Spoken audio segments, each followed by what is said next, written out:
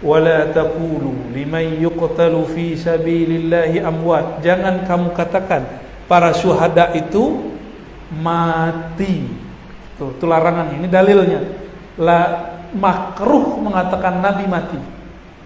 Karena Nabi lebih tinggi dari aulia. Bal ahya'un inda rabbihim yurzaqun. Mereka hidup di sisi Allah SWT mendapatkan rezeki. Berarti ada rezeki yang bukan rezeki zahir, tapi rezeki batin.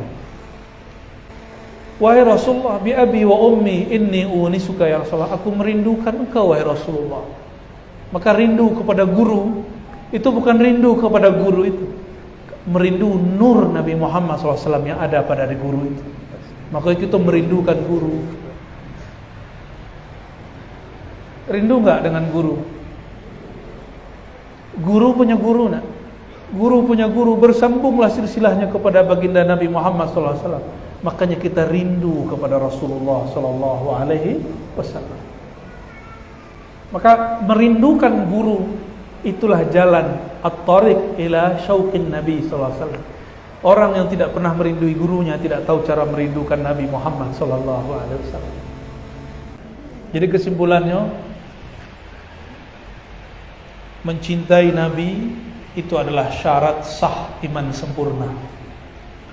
Dan mencinta mesti ada pengorbanan, korban waktu, korban harta, korban perasaan. Nabi adalah orang yang paling banyak berkorban. Jadi jika ingin menghidupkan majelis-majelis sunnah Nabi, maka kita akan dituduh bid'ah, akan dicaci maki, akan dianggap sesat. Siap-siap jalan ya. Tapi tenang, yang penting penduduk langit mencintai kita. Penduduk langit tidak mungkin mencintai kecuali yang memiliki langit dan bumi mencintai. Ya. Allahumma rzuqna hubbaka wa hubba man yuhibbuk. Ya. Dan yang kedua, tabarruk, mengambil berkah bukanlah bab akidah, tapi bab mahabbah. Mahabbah masuk ke bab tasawuf. Dan saya sampaikan berkali-kali, siapa yang bergerak di bidang fatwa jangan berfatwa di bidang tasawuf. Tasawuf itu sudah ada ahlinya, tidak memerlukan fatwanya para mufti. Fatwanya orang-orang yang bergerak di fatwa.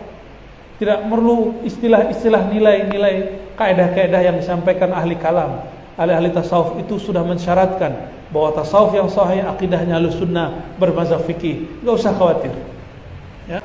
Kalau seseorang mampu mencapai ketenangan seperti tenangnya orang tidur dalam keadaan jaganya, dia akan melihat apa yang dilihat orang dalam mimpi.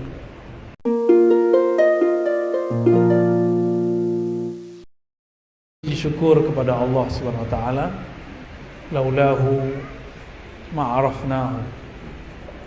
Laulahu ma sallaina.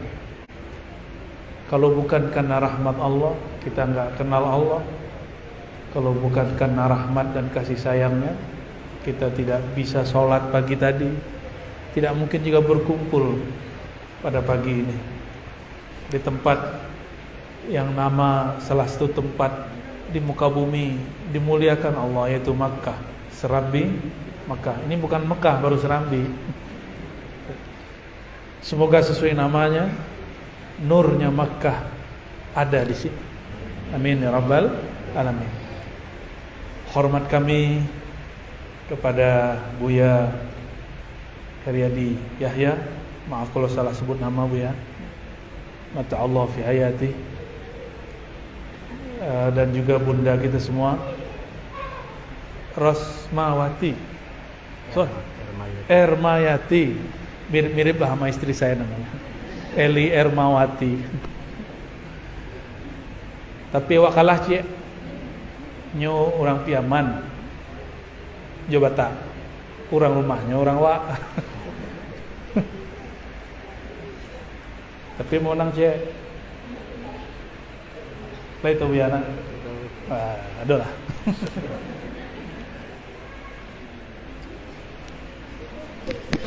Baik Bapak Ibu yang Allah, alhamdulillah hadir juga orang gaek kami, istri kami alhamdulillah hadir, dan anak Abu hadir sedonyo, kawan-kawan Buya Dr. Aldomi alhamdulillah hadir. Semoga kedatangan kami memperkuat jalinan ukhuwah Islamnya. Ya. Sebelumnya mari kita baca surah Al-Fatihah. Kita kirimkan untuk Nabi Muhammad SAW bentuk cinta kepada beliau, cinta kepada guru-guru, cinta pada masyayikh muassis tempat ini, Buya Bahar Yusuf, dan para pewakaf, para guru-guru, orang-orang yang dulu menghidupkan sunnah Nabi di sini. Kita kirimkan semuanya, wabil khusus yang hadir pada pagi ini. Al-Fatihah.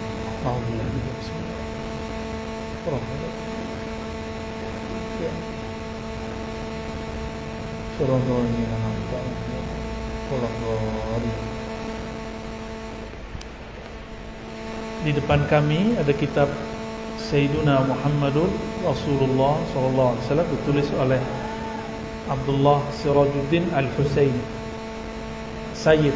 Kalau orang di belakangnya ada Al-Husaini, Al-Hasani, berarti dia Sayyid. Cuma beliau ini tawadhu, enggak ditulis As-Sayyidnya. Ya. Kalau di Pariaman biasanya yang zuriat Nabi itu di depan namanya ada Sidi.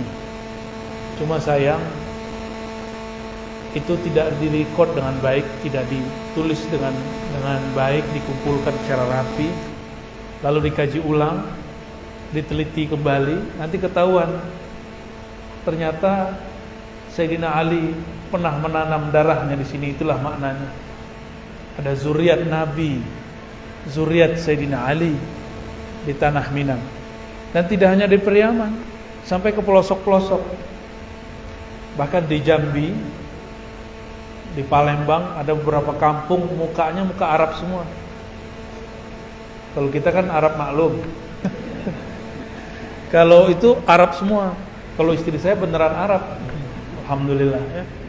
Kalau kita Arab maklum. Itu mereka masih zuriat Nabi SAW. Karena zuriat Nabi ini sudah datang ke sini sejak abad pertama Hijriah. Sahabat-sahabat Nabi sudah datang ke Indonesia, dulu disebut Tanah Jawi, itu sejak abad pertama sudah ada.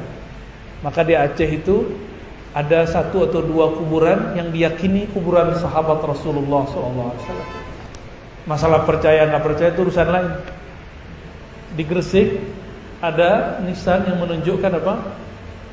Ada perempuan yang berasal dari abad pertama Hijriah. Ya. Tes Samo lebih rancak le mengerti operator suara mbokete.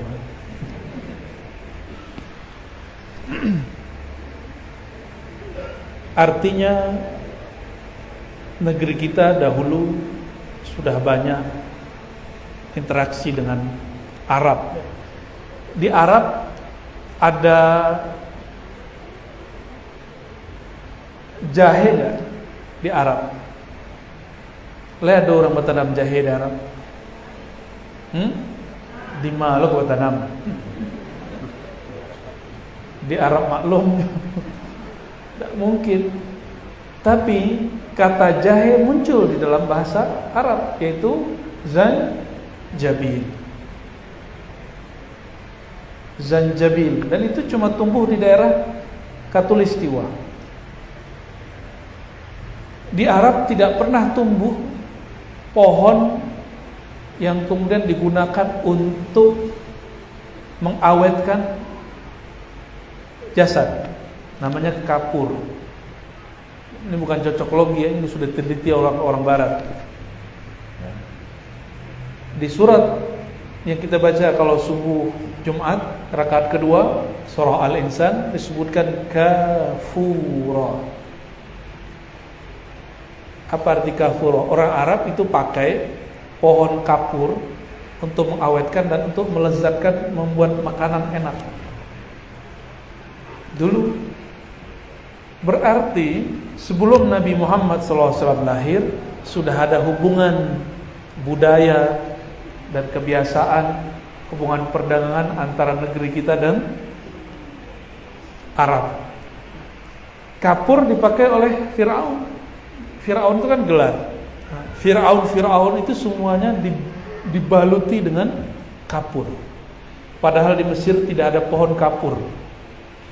Nggak ada pohon kapur. Itu pasti dari negeri kita. Bahwa negeri ini sudah punya hubungan dengan sana. Dan semua ini disebut sebagai pohon-pohon surgawi. Kapur, apa tadi? Ya, salsabila, apa itu salsabila? Ya, air mengalir. Semua itu gambaran surga, dan gambaran surga itu contohnya ada di negeri kita semua. Maka negeri ini disebut oleh seorang syekh dari Mesir dulu permisalan surga. Ada gunung-gunung, taman, di bawahnya ngalir. Jadi orang kita malah senangnya cari padang pasir, enak. Pai ke Arab, bopoto dake unto di belakang padang pasir. Cobalah tinggal di situ Kak Sari, minta pulang. Adik-adik gitu kuliah ke Timur Tengah, sebulan pertama menangis itu hari. Tapi bahala tiket mahal, ke pulang balik.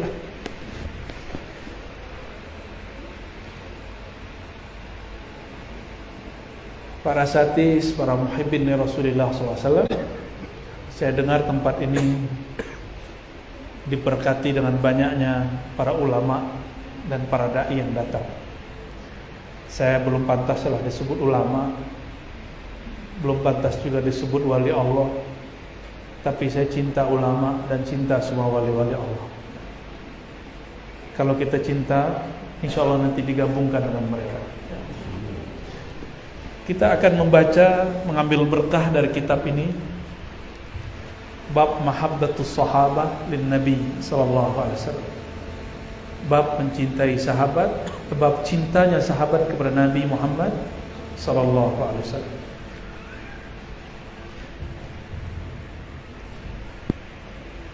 Di sini ada ayat, qul in kana aba'ukum wa abna'ukum wa ikhwanukum wa azwajukum wa ashiratukum wa amwalun iqtaraftumuha wa tijaratun takhshawna kasadaha wa masakinu tardawnaha ahabba ilaykum minallahi wa rasulih wa jihadin fi sabilih fatarabbasu hatta ya'tiyallahu bi amrih wallahu la yahdil qaumal fasiqin. Katakanlah hai Muhammad sallallahu alaihi wasallam, jika ayah-ayah kamu, wahai para sahabat, wahai umat Muhammad, anak-anak kamu, orang tua kamu, saudara kamu, pasangan kamu, keluarga kamu, harta yang engkau tumpuk, perniagaan yang engkau khawatir rugi, dan rumah yang engkau senangi, lebih engkau cintai daripada Allah dan Rasulnya dan daripada jihad fisabilillah, fatarabbasu, maka tunggulah hatta ya'ti Allah bi amri, sampai Allah mendatangkan urusannya. Urusannya itu artinya musibah atau kiamat. Allahu la yahdil qaumal fasiqin. Allah tidak berhidayah orang-orang yang fasik. Satu kali Sayyidina Umar bawa separuh hartanya kepada Nabi SAW. Lalu dalam hatinya dia mengatakan, saya orang paling mencintai Nabi. Sampai di tempat Nabi sallallahu alaihi wasallam, ternyata Sayyidina Abu Bakar telah membawa semua asetnya, tidak tersisa satupun, dan terjadi dialog antara Nabi dan Sayyidina Abu Bakar. Apa kata Nabi? Ya Abu Bakar, apa yang kau tinggalkan di rumahmu? Apa jawaban Abu Bakar? Allah wa rasuluhu. Aku tinggalkan kepercayaan, keyakinan kepada Allah dan syafaat Rasulullah sallallahu alaihi wasallam. Nabi terdiam. Sudah mantap sekali Abu Bakar. Abu Bakar tidak pernah nantang Nabi, bahkan memberikan semua hartanya untuk perjuangan Nabi. Sayyidina Abu Bakar tidak mampu menatap wajah Nabi Muhammad sallallahu alaihi wasallam. Karena setiap kali menatap Nabi, Abu Bakar menangis. Itulah Abu Bakar as-Siddiq. Abu Bakar tahu Nabi itu siapa, sallallahu alaihi wasallam. Sayyidina Umar melihat begitu, cemburu di hatinya, tapi cemburu yang positif. Maka dia bawalah semua hartanya, yang tadinya cuma separuh, dibawa semua. Dalam hadis yang lain ada sambungannya. Sayyidina Umar mengatakan, "Ya Rasulullah, engkaulah yang paling aku cintai setelah diriku." Apa kata Nabi? "Ya Umar, la yu'minu ahadukum hatta akuna habba ilaihi min malihi waladihi wan nasi ajma'in." Ini asbabul urutnya. Cuma hadisnya terpisah-pisah. Wahai Umar, tidaklah sempurna imanmu. Kalau bagi Umar lain, tidaklah sah imanmu. Tapi ulama kita belakangan memberi rukhsah terjemahan ini. Tidaklah sempurna. Tidaklah sempurna imanmu sampai engkau lebih mencintai aku dari dirimu dan semua manusia dan hartamu. Gimana? Sudah sampai begitu belum? Belum. Kita lagi belajar cinta sama Rasulullah. Kita baru belajar mencintai Rasulullah sallallahu alaihi wasallam. Kalau orang cinta berkorban, maka ada orang berangkat pagi pulang sore untuk menafkahi keluarganya, baik suami atau istrinya. Jika mereka bersepakat saling bekerja atau salah satunya bekerja, semuanya karena cinta, tidak ada lebih. Jika kepada anak, istri, pasangan, suami orang berkorban, kenapa kepada zat yang wajib dia lebih mencintainya dia tidak berkorban? Maka kita harus punya pengorbanan. Nanti bukti, ya Rasulullah, aku telah berkorban. Apa yang kita korbankan? Dahulu Heraklius dalam Sahih Bukhari bertanya kepada pedagang-pedagang Mekah, konglomerat Mekah, ditanya. Yang paling vokal namanya Abu Sufyan. Waktu itu ia belum Islam. Dipanggil Abu Sufyan, ditanya oleh Kaisar di istana. Wahai Abu Sufyan, nah ini ada teksnya di sini di halaman 593. Bagaimanakah cinta umat Muhammad kepada nabinya? Apa jawaban beliau? Ma ra'aitu ahadan minan nas yuhibbu ahadan ka hubbi ashabi Muhammadin Muhammadan. Tidak pernah sejauh aku berkeliling di dunia, kata Abu Sufyan, ini suka kemana-mana, ada orang mencintai sosok melebihi cintanya sahabat Nabi Muhammad sallallahu alaihi wasallam kepada Nabi Muhammad sallallahu alaihi wasallam. Kita kalau cinta seseorang kepikiran terus Buya. Sahih enggak? Buya dulu kepikiran beliau. Kita kalau senang, kita kepikiran terus. Keluar kota enggak bersamanya, kepikiran terus. Bekerja enggak ada dia, kita kepikiran terus. Begitulah. Tapi adakah kita merindukan Nabi Muhammad SAW lebih banyak daripada merindukan pasangan sallallahu alaihi wasallam? Ini kitab saya loncat-loncat aja. Ini ada kisah perempuan. Perang Uhud itu sahabat Nabi itu hanya 313. Dan waktu perang Uhud itu ada seorang perempuan punya ayah, punya saudara, dan punya suami, semuanya syahid fisabilillah. Dia sedih. Tapi ketika dikabarkan itu, yang terbayang bagi dia bukan suaminya, bukan ayahnya, bukan anaknya. Siapa yang dia tanyakan? Ma fu'ila bi Rasulillah. Apa yang terjadi pada kekasihku Rasulullah sallallahu alaihi wasallam? Mereka enggak tanya, ayahku sudah masuk surga, suamiku sudah masuk surga, anakku telah bertemu Tuhannya. Enggak bertanya lagi. Yang ditanya siapa? Kaifa fu'ila bi Rasulillah sallallahu alaihi wasallam? Apa yang terjadi pada Nabi Muhammad sallallahu alaihi wasallam? Lalu sahabat-sahabat mengabarkan, sahabat bingung, ini kok perempuan enggak menanyakan keluarganya sama sekali. Lalu Mereka mengatakan khairan bihamdillah. Nabi Muhammad baik-baik saja. Si perempuan itu matanya mulai berkaca-kaca, dia tanya, arunihi hatta anzura ilaih. Pertemukan aku, perlihatkan aku sosok yang aku kasihi itu, Muhammad sallallahu alaihi wasallam, sehingga hatiku senang. Betulkah ia masih hidup atau ia telah tewas di medan juang? Lalu dibawalah dia ke hadapan Nabi Muhammad sallallahu alaihi wasallam.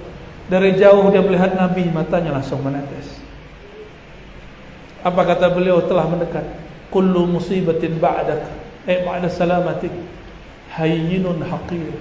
Wahai Rasulullah, musibah apapun yang penting tidak mengenaimu wahai Rasulullah, itu kecil bagiku. Ayahandaku berpulang, kekasihku berpulang, anakku berpulang, yang penting kau belum berpulang wahai Rasulullah, itu kebahagiaanku.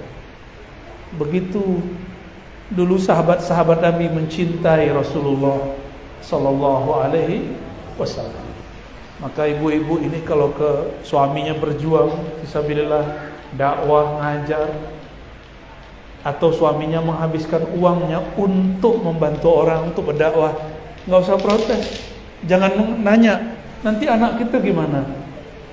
Biarkan dia. Setiap suami dapat karamah, dapat kemuliaan dari Allah, istri ikut angkat. Keluarga, orang tua semuanya diangkat. Nggak ada yang kita sanggup ya, kayak gini. Nggak ada yang sanggup. Saya hanya sanggup menceritakannya. Itu pun menceritakannya nahan-nahan. Karena awal membaca kisah ini kita nangis.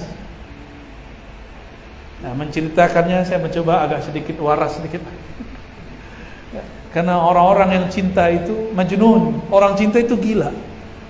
Akalnya dihilangkan oleh Allah, yang muncul rasanya. Maka muncullah kitab Laila Majnun. Itu bukan orang gila. Itu yang ditulis oleh wali Allah tentang Laila Majnun. Orang yang mabuk dalam cinta kepada Allah Subhanahu wa ta'ala.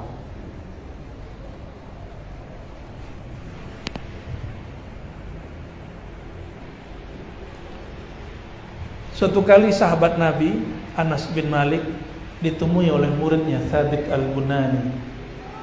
Thabit al-Bunani ini kawan dari Sayyidina Al-Hasan al-Basri. Apa kata Thabit? Ya Anas, wahai tuan guru Pak Anas, manakah tangan yang tangan itu dulu bersalaman dengan Nabi Muhammad sallallahu alaihi wasallam? Lalu dia mengatakan, ini tangannya. Apa kata Imam Thabit? Wahai Sayyidina Anas, izinkan wajah hina Thabit mencium tangan yang dulu mencium makhluk paling mulia, Sayyidina Muhammad sallallahu alaihi wasallam. Lalu dicium, menangis. Anas menangis, dia pun menangis. Terharu mengingat Rasulullah sallallahu alaihi wasallam. Apa kata Sayyidina Anas? Tidaklah ada malam illa wa ra'aitu habibi, kecuali aku melihat mimpi ketemu kekasihku. Jaga enggak jaga sama bagi Sayyidina Anas. Tiap malam dia enggak rindu lagi sama yang lain-lain, cuma Nabi Muhammad sallallahu alaihi wasallam. Maka saya mengajak cinta kita naikin dari cinta nafsiyah kepada cinta zatiyah, cinta ruhiyah, cinta abul arwah, mencintai Sayyidina Muhammad sallallahu alaihi wasallam. Maka murid beliau, murid Thabit, murid-muridnya terus sampai Imam Malik, Imam Ja'far. Imam Malik itu kalau disebut nama Nabi, bulu romanya merinding. Kecil orang awak, bulu roma merindiang. Ya, tagak bulu Ramadan. Itu yang terjadi pada Imam Malik. Lain dengan Imam Ja'far Shadiq, guru Imam Malik. Setiap disebut nama Nabi Muhammad dia langsung terdiam dan gak bisa ngomong. Sallallahu alaihi wasallam. Hatu Ustaz. Teh talua, Nabi tak pernah minum teh talua Ustaz. Bah kira-kira. Ya, Nabi tak pernah minum teh talua, tu nak minum teh talua loh. Jadi kawan kami Buya menanga kecek seorang alim, an-nabi ma syariba labanal baqar. Nabi tidak pernah minum air susu sapi. Semenjak saat itu cuma nazar, wallahi la ashrabanna labanal baqar. Demi Allah saya tidak akan minum lagi air susu sapi. Orangnya salah faham. Nabi tidak makan nasi, bahkan tidak bersumpah dia nak makan nasi. Ya kan? Nabi ngopi-ngopi nak. Tidak ada. Maka hadis mengenai fadilah kopi itu bukan hadis Nabi, itu wali yang menyebutkan. Bukan hadis Nabi sallallahu alaihi wasallam. Jadi jangan salah paham. Nanti ada yang salah paham. Lucu, ya beberapa tahun lalu masih ingat nggak orang minum air kancing? Mohon maaf bahasanya agak jorok sekali. Kancing unta, air pipis unta diminum. Lihat kenapa ya? Pakai lu video lu viral lu. Lucu. Baca hadis tidak pakai ilmu. Hadis itu bahan mahal yang bisa mengolahnya ahli fikih, ahli akidah, ahli tasawuf. Itu yang bisa mengolah. Ini cuma bahan. Disebutkanlah riwayat bahwa di masa Nabi ada sekelompok orang datang ke Nabi, lalu dia terlihat sakit kuning. Nabi kemudian memberi mereka makan, minum, dan yang mereka minum tidak hanya susunya, tapi juga albanaha wa abwalaha, susunya onta dan air seninya. Bagi kira-kira hadis itu ditolak oleh Imam Syafi'i, pemahaman bahwa bukan hadis ditolak, pemahamannya bahwa air kencing onta itu boleh diminum. Pipis onta menjijikkan enggak? Menjijikkan. Imam Syafi'i mengatakan bahwa salah satu ciri najis menjijikkan. Itu fikih Syafi'i. Imam Malik tidak. Adapun hadis tadi oleh Imam Syafi'i dikhususkan bab darurah. Ad-darurah tubihul mahzurat. Obat. Kalau sudah darurat baru boleh. Bukan bab sehari-hari. Oleh kawan dibacakan hadis onta, susu onta plus ada minum deh kawan. Alhamdulillah terkenalnya sebentar. Jadi membaca hadis itu tidak boleh dengan nafsu. Baca hadis ada ilmunya. Maka muhaddis la yajuzu alaihi ay yufti. Ahli hadis tidak boleh berfatwa kecuali dia seorang yang faqih, ahli fiqih. Tidak boleh berbicara ilmu akidah kecuali dia ahli kalam. Tidak diperkenankan bicara tasawuf kecuali mengambil ilmu tasawuf. Nah, balik kita ke bab itu.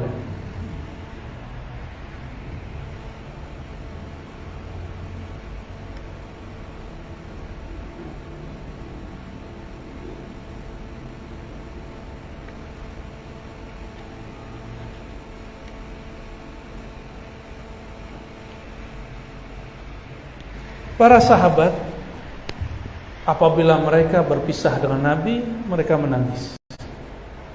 Satu kali Sayyidina Muaz dikirim oleh Nabi Muhammad SAW bertugas ke Yaman menjadi mufti. Apa kata beliau? Ya Muaz, wahai Muaz, innaka asa alla talqani ba'da hami hadza. Wahai Muaz, mungkin setelah tahun ini kita tidak bertemu lagi. Wala'allaka an tamurra bi masjidi hadza wa qabri. Mungkin engkau hanya bertemu masjidku dan kuburku. Bah, kira-kira kalau ada orang mengabari begitu, menangis tak? Nangis. Fabaka Muaz jaz'an li firaqi Rasulillah SAW. Maka Sayyidina Muaz nangis. Nangisnya berat. Berarti Nabi Muhammad SAW sudah mengabarkan beliau akan berpulang. Benar enggak? Guru kami Kiai Ali Mustafa Yaqub 2 minggu sebelum wafat mengabarkan hal yang sama. Bahkan setahun sebelumnya beliau sudah mengatakan dan membacakan kalimat yang mirip dengan kalimat ini. Jadi wali-wali Allah itu diberi kabar, ilham.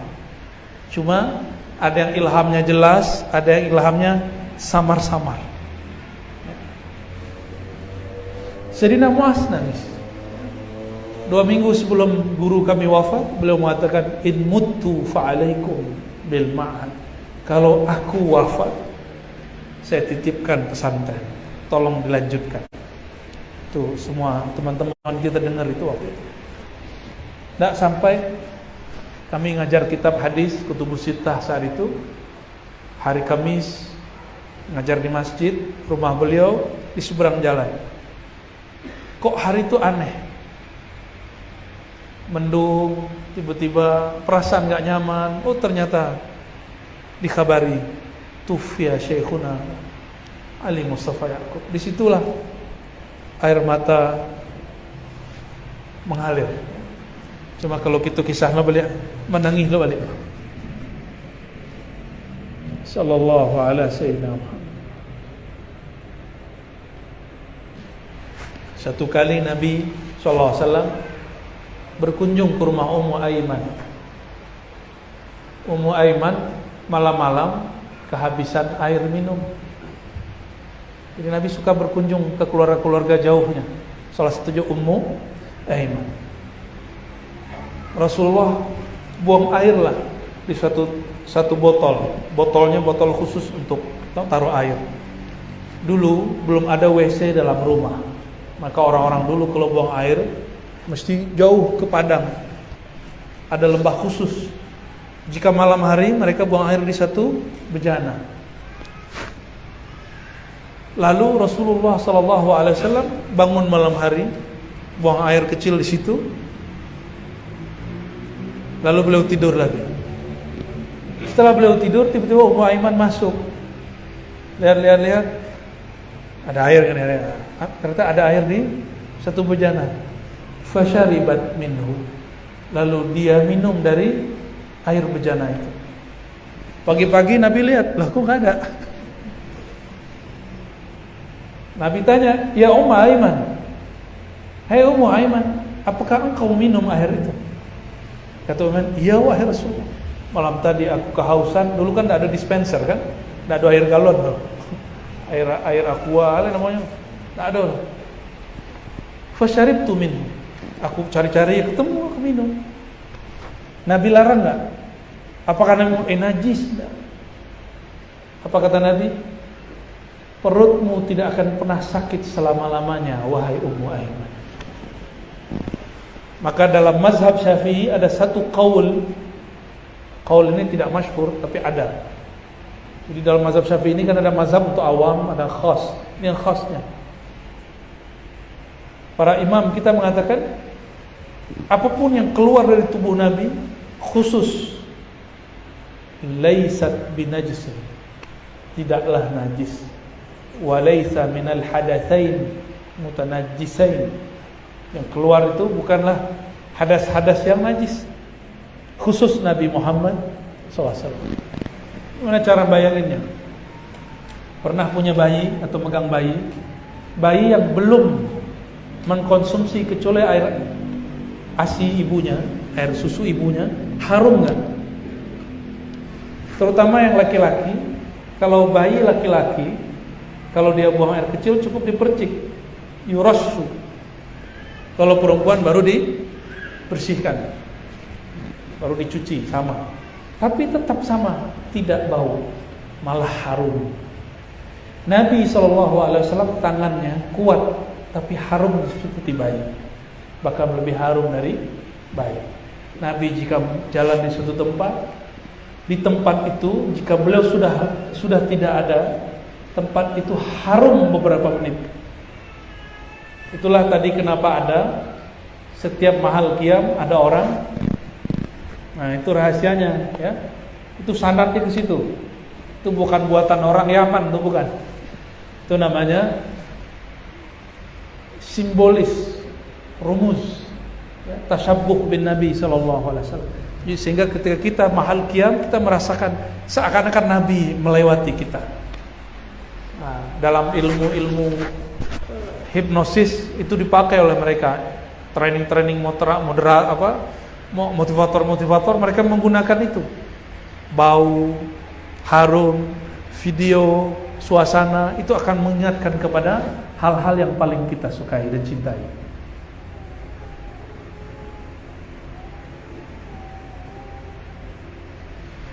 Setelah Nabi SAW wafat, Sayyidina Abu Bakar berkalam kepada Sayyidina Umar, "Ya Umar, ayo kita berziarah, berkunjung kepada Ummu Aiman seperti dulu Rasulullah berkunjung kepada Ummu Aiman. Kama kana Rasulullah SAW yazuruha." Nah, ini sunnah. Nah, tolong dihidupkan nanti Buya. Dulu Buya Bahar Yusuf pernah bersilaturahmi ke siapa? Kembalikan silaturahmi ke beliau. Ini sunnah. Cara-cara ihsan kepada orang yang sudah wafat, tidak hanya kirim doa, tapi juga berkunjung kepada orang-orang yang dulu dia kunjungi, berziarah ke tempat yang dulu dia berziarah. Ini salah satu ajaran Nabi SAW. Maka berkunjunglah mereka kepada Ummu Aiman. Sampai pada Ummu Aiman fabakat, beliau menangis. Bertanyalah Sayyidina Abu Bakar dan Umar, "Ya Ummu Aiman, ma yubkiki?" Apa yang buat engkau menangis? Jadi Ummu Aiman lihat Abu Bakar, Umar. Biasanya ada Nabi, ada Abu Bakar. Ada Nabi, ada Umar. Sekarang ada Abu Bakar, ada Umar, tidak ada Nabi SAW. Apa kata beliau Ummu Aiman? "Inni la'alamu anna ma'indallahi ta'ala khairun li Rasulillah." Aku sangat mengerti bahwa Rasulullah berpulang itu lebih baik bagi Rasulullah. Walakin, tapi aku menangis bukan karena Nabi berpulang. Aku menangis annal wahya qad inqata'a. Wahyu telah terputus minas sama. Karena beliau ngomong begitu, dulu Abu Bakar, Umar ada masalah apapun tanya ke Nabi, wahyu turun. Abu Bakar jadi khalifah, banyak masalah, wahyu tidak turun. Maka menangislah mereka berdua. Mereka berdua menangis. Betul wahai Ummu Aiman, kira-kira begitu. Sekarang banyak masalah kita, wahyu tidak turun. Untung Quran sudah sempurna. Jadi mereka punya majelis mengenang Rasulullah SAW. Itulah cikal bakal majelis Nabi, majelis Maulid sallallahu alaihi wasallam. Nih dalil Maulid. Apa dalil buat Maulid? Nih dia. Bahwa sahabat berkumpul, mereka menceritakan Nabi Muhammad sallallahu alaihi wasallam. Di riwayat Ibnu Asakir yang ditolak oleh kelompok-kelompok yang anti Maulid, mereka katakan ini hadis palsu. Disebutkan kisah yang luar biasa mengenai Sayyidina Bilal. Sayyidina Bilal itu gak sanggup lama-lama di Madinah, karena setiap kali melihat lorong-lorong Madinah, dia melihat Nabi Muhammad SAW seakan-akan berjalan. Maka beliau merantaulah ke Syam. Ya. Kata Imam Ibnu Asakir an Bilal radhiyallahu ta'ala anhu annahu nazala Badariyan, bahwasanya Sayyidina Bilal tinggal di satu tempat namanya Badari di Syam. Lalu beliau mimpi bertemu Rasulullah SAW. Ini dalil bahwa menceritakan mimpi itu sunnah. Sunnah menceritakan mimpi ketemu Rasulullah, salah satu tradisi sunnah salafus soleh. Banyak hari ini ngaku ikut salafus soleh, tapi mimpi ketemu Rasulullah dilarang. Nggak boleh cerita. Nanti orang-orang syirik. Apa hubungannya mimpi dengan syirik? Syirik itu menyembah selain Allah. Mimpi tidak pernah menyembah selain Allah. Ya. Beliau bermimpi Nabi SAW ba'da wafatih, setelah Nabi SAW wafat. Wa huwa yaqul, Nabi bersabda, "Ma hadhil jafwah ya Bilal?" Apa-apaan ini wahai Bilal? Amma an laka an tazurani. Kenapa kamu lama tidak berkunjung menziarahiku? Nabi cuma bertanya begitu di mimpinya. Maka Sayyidina Bilal bangun, fantabaha Bilal hazinan khaifan. Beliau kalau bahasa orang awaknya tasinta malam hari. Apa itu bahasanya? Lah berubah lah seminang ni nak. Beliau bangun, intabah khaifan hazinan. Beliau ketakutan dan sedih menangis. Sudah lama tidak bertemu Rasulullah sallallahu alaihi wasallam dan bertemu dalam mimpi. Kan banyak yang berkalam. Seandainya mimpi itu Rasulullah itu benar, itulah banyak ulama-ulama, sahabat dan tabi'in mimpi. Ini enggak buktinya. Ente aja enggak tahu, Kalian aja enggak tahu karena enggak mau baca, padahal semua ada di kitab. Katanya ahli hadis, ahli sunnah. Tapi giliran yang begini enggak mau baca. Jadi hadis sunnahnya cuma beberapa aja. Man ahdasa, apa hadisnya? Man ahdasa fi amrina hadza ma laysa minhu farad kullu bid'atin dhalalah. Di dua hadis diulang-ulang, digiling terus. Inilah sunnah, inilah sunnah. Ya. Alhamdulillah beberapa belas tahun kami bangun tidur ngaji hadis, sebelum tidur 2 jam ngaji hadis. Begitu terus. Berkelima terus dengan hadis. Enggak ada tuh sok-sok ngadis gitu, enggak ada ya. Sok-sok ahlus sunnah enggak ada kita. Kita hanya mengatakan kami sedang berusaha mengikuti ahlus sunnah. Sayyidina Bilal fa'ata faraqiba rahilatahu ila al-Madinah fa'ata qabran Nabi sallallahu alaihi wasallam. Sayyidina Bilal lewat karena mimpi ini belum berangkat dari Syam, perjalanan sekitar setengah bulan, sampailah di Madinah. Sampai di Madinah ternyata di situ sudah ada Sayyidina Hasan dan Husain. Sayyidina Bilal yabki wa yamzagh wajhahu alaih. Sampai ke kubur belum nangis. Maka nangis di kubur bukanlah khurafat. Nangis di kubur bukanlah syirik. Nangis di kubur salah satu tanda ada rahmah di dalam qalbu, kasih sayang di dalam qalbu. Yang enggak boleh jambak-jambak rambut. Nah, dulu awal-awal ziarah dibolehkan Nabi, perempuan dilarang. Maka kata Ummu Atiyah, nuhina an ziyaratul kubur wa lam yu'zam alaina. Hadis sahih Bukhari. Kami dulu dilarang, tapi larangannya tidak sampai haram. Maka hadis ini lebih sahih dari hadis Imam Tirmizi, la'ana Rasulullah sallallahu alaihi wasallam zuwaratil kubur. Rasulullah melaknat peziarah kubur perempuan. Ini hadis sudah dihapus oleh hadis ini, mansukh. Ditambah ada hadis kuntu nahaitukum an ziyaratil kubur ala fazuruha. Dulu aku larang, sekarang aku bolehkan. Hadis Imam Muslim, hadisnya sahih. Cuma syaratnya gitu, kalau perempuan harus ditemani oleh teman perempuannya atau mahramnya. Kalau enggak nanti jambak-jambak rambut, nangis nanti copot jilbabnya. Ya. Nah, itu yang enggak boleh ya. Kalau kuat lanjut, kalau enggak kuat enggak usah. Marhaban Buya Riswandi dan rombongan. Kami panggil beliau Pak Siwang. Mursyid Ambo. Tafadhal diantar beliau ke teh. Fadhal. Antar beliau ke teh. Ke teh Pak. Allahumma shalli ala sayyidina.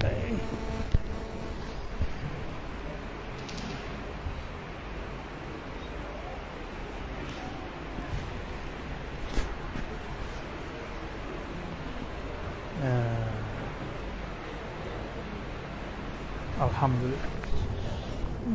Alhamdulillah. Ya, Sir. Alhamdulillah. Silakan, Pak. Allahumma shalli alaihi.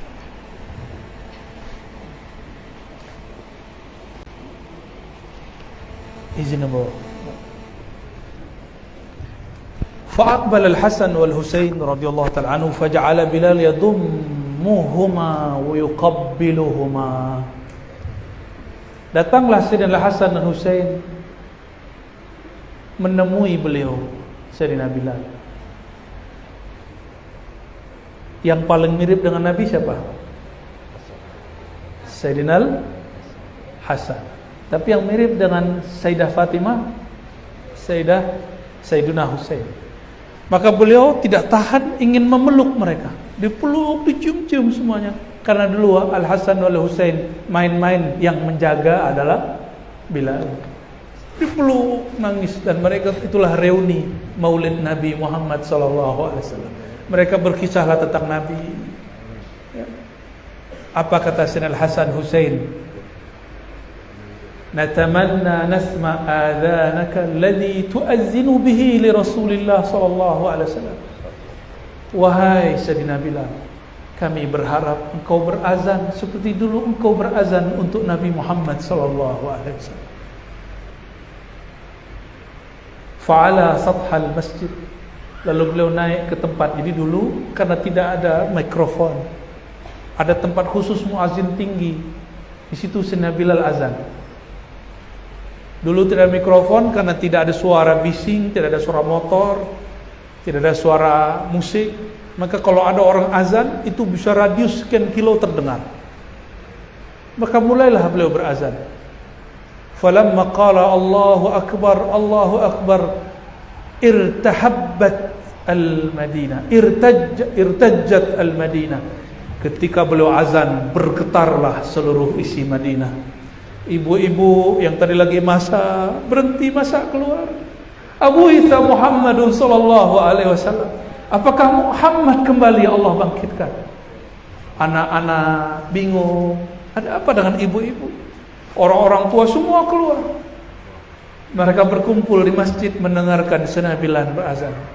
Tapi sampai di asyhadu anna Muhammadar Rasulullah, kharajat al-awatiq an-nisa min khudurin wa qalu Abu Isa Rasulullah sallallahu alaihi wasallam. Fama ru'ya yawm akthar bakian wala baqiya bil Madinah ba'dahu akthar min dhalika al-yawm.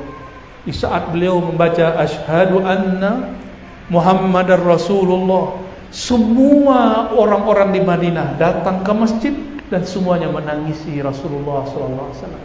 Kata beliau di sini, tidak ada lagi nangis berjamaah melebihi nangisnya saat itu. Maka merindukan Nabi, menangisi Rasulullah bagian daripada salah satu ahwal cara para ulama sahabat mengingat Nabi Muhammad sallallahu alaihi wasallam. Nah, itu yang bawa tahan-tahan dari tadi. Jangan sampai hujan belum beko serambi Makkah.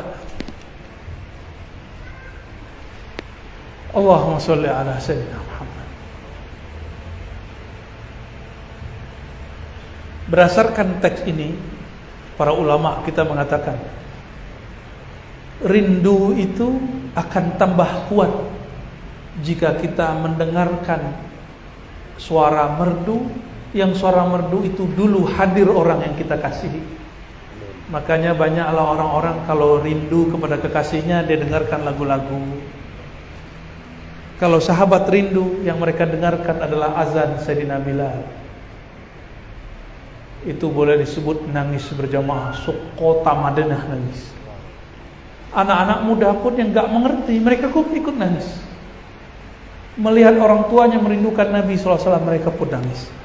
Sallallahu alaihi wasallam.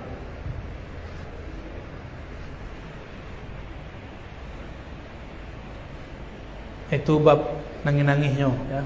Kini bab yang agak serius.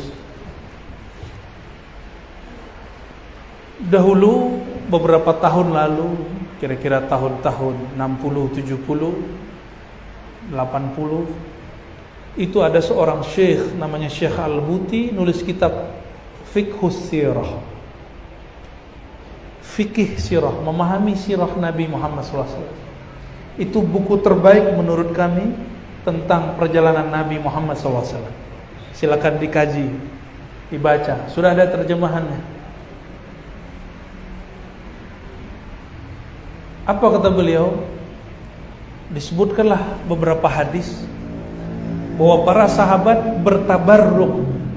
Apa tabarruk? Tabarraka ya tabarraku tabarrukan. Mengambil berkah.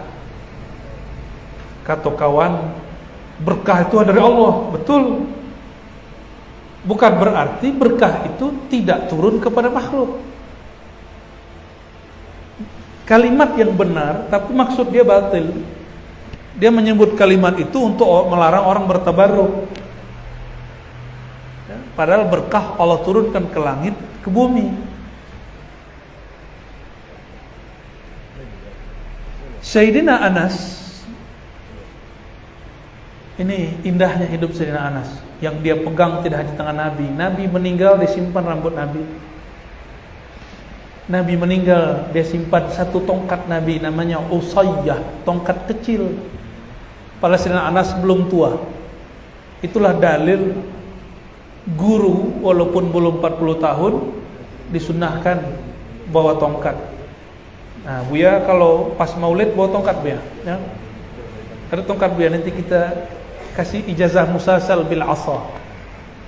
Dibawa setiap maulid minimal atau pas ngajar taklim yang sifatnya khas, ya, dibawa tongkat.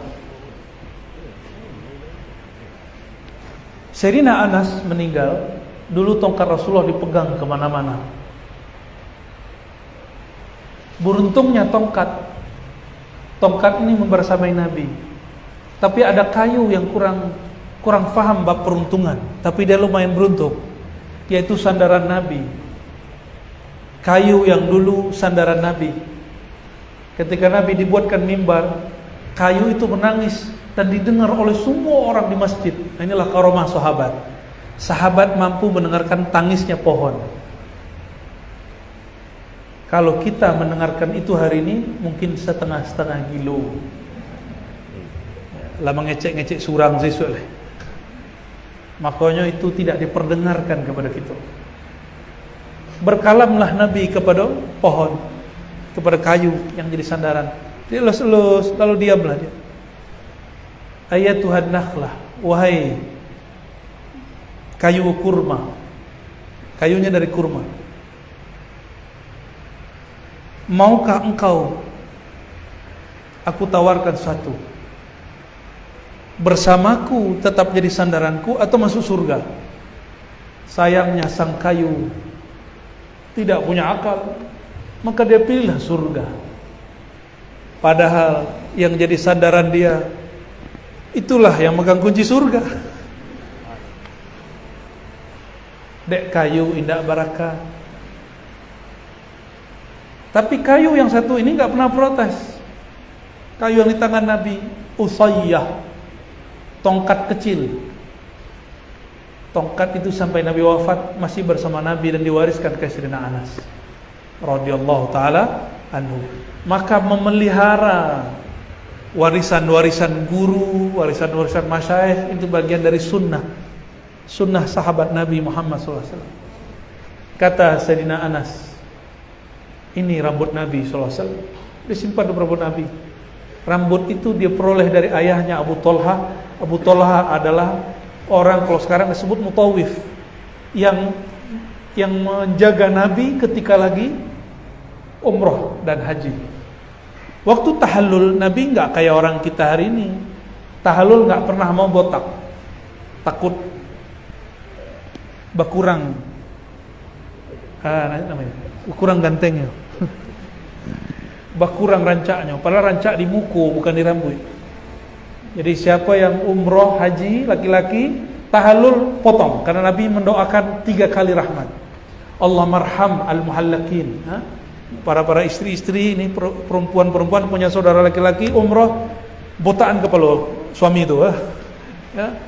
Sampaikan, kamu tetap indah gagah di wajahku walaupun kepalamu botak. Nabi ambil rambut, apa kata Nabi? Ya Aba Talha, ayahanda dari Anas, aqsim bainan nas, bagi-bagikan. Rambut itulah yang sampai sekarang masih tersimpan di kalangan sebagian ulama dan habaib. Masih tersimpan. Cuma ada yang saya punya rambut Nabi. Nah, ada yang diam-diam. Mungkin gak rambut Nabi masih ada? Kan Nabi sudah mati 1400 tahun. Nah, ini kan kalam-kalam orang gak beradab. Mengatakan Nabi mati itu suul adab. Kenapa Sayyidina Umar marah kepada orang yang mengatakan mata Muhammad?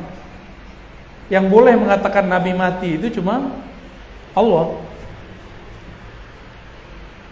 Afa immata au kutila, itu di Quran. Sahabat menyebutnya wafah, tufiya atau intaqala ila rafil ala. Hanya satu riwayat bil makna yang menyebutkan mata. Yang sahih mereka enggak nyebut kata mati. Kenapa? Di Quran lebih tinggi nabi atau syuhada? Mana yang lebih tinggi? Oke. Wala taqulu liman yuqtalu fi sabilillahi amwat. Jangan kamu katakan para syuhada itu mati. Itu larangan, ini dalilnya. Makruh mengatakan nabi mati. Karena nabi lebih tinggi dari aulia. Bal ahya'un inda rabbihim yurzaqun. Mereka hidup di sisi Allah SWT mendapatkan rezeki. Berarti ada rezeki yang bukan rezeki zahir, tapi rezeki batin. Sayyidina Anas wariskan rambut ini kepada muridnya Ubaidah kepada Ibnu Sirin. Apa kata Ubaidah dan tabi'in? Hazihi ahabbu ilaina, rambut-rambut ini lebih kami cintai minad dunya wa ma fiha, daripada dunia dan seisinya. Sallallahu alaihi wasallam. Itu rambut Nabi. Ummu Salamah sakit, tapi sakitnya bukan sakit fisik, sakit rindu. Maka dia keluarkan di lemarinya ada beberapa rambut Nabi, dia celup ke air. Dia sapalah Rasulullah dalam salawat-salawatnya. Rambut Nabi disimpan, lalu air diminum, langsung sembuh. Sallallahu alaihi wasallam. Syirik nah. Kalau syirik, sahabat Nabi, istri Nabi syirik dong. Syirik itu hanya dua. Syirik menyembah selain Allah dan meyakini ada kekuatan sebanding Allah. Itu syirik. Jadi ada syirik, ada dua. Satu, menyembah selain Allah, meyakini ada kekuatan sebanding dengan Allah. Adakah umat Nabi Muhammad yang membandingkan Nabi Muhammad dengan Allah? Ada enggak? Enggak ada. Maka di dalam Burdah ya, dikatakan, jangan engkau yakini Nabi Muhammad itu seperti orang Nasrani meyakini Nabi Isa. Jika engkau paham bab ini, maka pujilah dia sesukamu. Itu bukanlah syirik. Ya, bagi yang salah faham, yang mengatakan memuji beliau, mengingat beliau, tabaruk itu syirik, dia tidak membaca Sahih Bukhari, Muslim, Budut Tirmizi. Syekh Al-Buti mengatakan bahwa tabarruk, mengambil berkah Nabi SAW, baik fisik ataupun non fisik, itu sunnah masyru'ah, sunnah yang disyariatkan Nabi Sallallahu Alaihi Wasallam. Ya. Lain dengan seorang syekh, dia sebutlah oleh Syekh Al-Buti di situ, orang yang menganggap bahwa bertabaruk itu syirik, namanya Syekh Albani. Nah, dulu saya memfavoritkan Syekh Albani, tapi setelah bertemu dengan anak Syekh Al-Buti, saya mulailah sadar bahwa Syekh Albani ini perlu dikritisi. Dan Syekh Al-Buti mengkritisinya dahsyat sekali. Kata Syekh Albani, enggak boleh tabaruk itu syirik. Ternyata Syekh Albani tidak ngaji akidah dengan mendalam, sehingga menganggap syirik yang bukan syirik. Tawasul syirik, tawasul dengan orang yang mati dan tidak hadir syirik. Padahal sahabat-sahabat, tabi'in dan ulama-ulama dari dulu generasi ke generasi mereka biasa bertawassul. Disitulah saya mengkritisi Zakir Naik dan orang nggak mau paham. Kita pencinta kajian Zakir Naik, kristologi, tapi kalau dia masuk ke bab akidah, dia bukan seorang ahli akidah, dia dokter. Perlu kita kritisi. Yang nggak boleh dikritisi cuma Rasulullah SAW. Ar-Razi boleh dikritisi, silahkan dikritik. Boleh nggak kritisi Buya? Boleh nggak? Boleh. Kritisi Imam Bukhari boleh nggak? Boleh, apalagi cuma Albani. Ibu-ibu pakai ameh lah bu. Kalau di Jawa ameh itu emas. Emas itu banyak. Ada non bertubuh, ada non balogam. Ya. Albani memfatwakan haram perempuan pakai emas. Ibu-ibu ini pelaku haram semua. Karena dia tidak ahli fikih. Dia cukup jadi peneliti hadis, jangan berfatwa. Cuma sayang dia berfatwa. Seandainya Syekh Albani tidak berfatwa, dia akan dihargai banyak ulama. Insya Allah. Cuma sayang ya, beliau sudah wafat.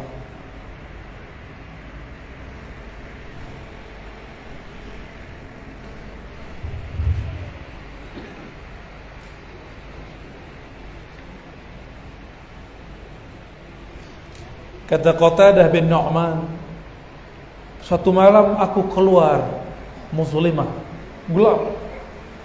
Lalu aku berkata, "Lau ataitu Rasulullah sallallahu alaihi wasallam wa syahidtu ma'ahu as-salah." Seandainya memungkinkan aku datang ke Nabi dan salat bersamanya. Fa fa'altu falamma dakhaltu al-masjid. Lalu aku melakukannya dan masuk masjid. Tiba-tiba ada Rasulullah malam hari di masjid. Fakultu, wahai Rasulullah, bi abi wa ummi inni unisuka ya Rasulullah. Aku merindukan engkau wahai Rasulullah. Maka rindu kepada guru itu bukan rindu kepada guru itu, merindu nur Nabi Muhammad SAW yang ada pada guru itu. Maka kita merindukan guru. Rindu enggak dengan guru? Guru punya guru nak. Guru punya guru, bersambunglah silsilahnya kepada baginda Nabi Muhammad SAW. Makanya kita rindu kepada Rasulullah SAW. Maka merindukan guru itulah jalan at-tariq ila syauqin Nabi SAW. Orang yang tidak pernah merindui gurunya tidak tahu cara merindukan Nabi Muhammad SAW. Kata Qatadah, inni unisuka ya Rasulullah. Aku merindukan engkau ya Rasul. Tengah malam. Faqala Rasulullah sallallahu alaihi wasallam, "Khudh hadzal urjun fatahassan bihi fa innaka idza kharajta adaa laka 'ashran amamaka wa 'ashran khalfak." Hai Qatadah, ambillah tongkatku ini. Jadi Nabi punya tongkat dan dikasih nama. Ada tongkat namanya urjun. Jadikan ini sebagai benteng pertahanan. Jika engkau keluar, maka tongkatmu akan bercahaya 10 langkah ke depan, 10 langkah ke belakang, kiri kanan. Ini beliau. Itu karena rindu. Dan hadis yang lebih sahih, ini sering saya sampaikan. Sayyidatuna Aisyah menjahit malam hari pakai lampu dama. Tahu lampu dama nak? Biasalah. Tahu-tahu jarumnya jatuh. Jarum jatuh, Sayyidatuna Aisyah mencari-cari jarum.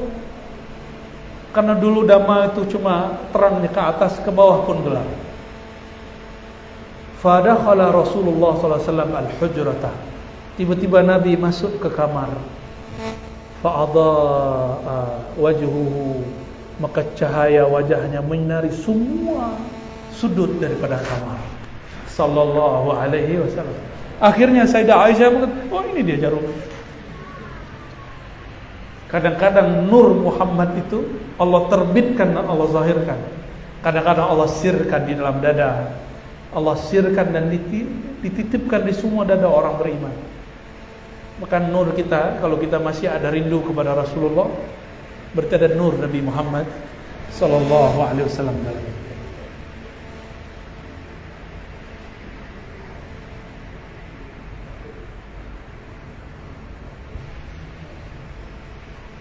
Banyak lah.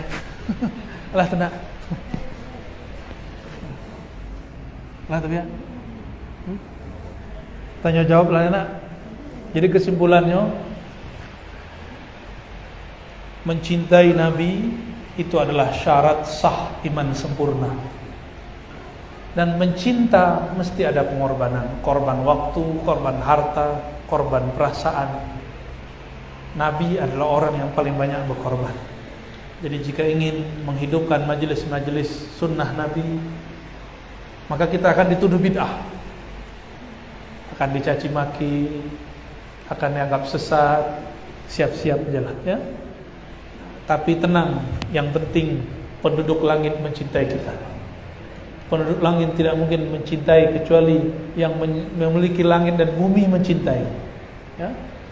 Allahumma rzuqna hubbaka wa hubba man yuhibbuk. Ya. Dan yang kedua, tabarruk, mengambil berkah bukanlah bab akidah, tapi bab mahabbah. Mahabbah masuk ke bab tasawuf. Dan saya sampaikan berkali-kali, siapa yang bergerak di bidang fatwa, jangan berfatwa di bidang tasawuf. Tasawuf itu sudah ada ahlinya, tidak memerlukan fatwanya para mufti. Fatwanya orang-orang yang bergerak di fatwa. Tidak perlu istilah-istilah, nilai-nilai, kaidah-kaidah yang disampaikan ahli kalam. Ahli-ahli tasawuf itu sudah mensyaratkan bahwa tasawuf yang sahih akidahnya Ahlussunnah bermazhab fikih. Enggak usah khawatir. Ya. Barangkali itu semoga bermanfaat. Kalau ada tanya jawab, tafadhol ya.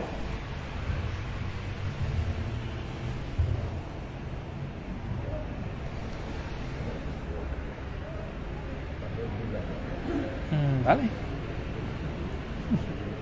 Alhamdulillah bersyukur jazilan ala al-Qur'an.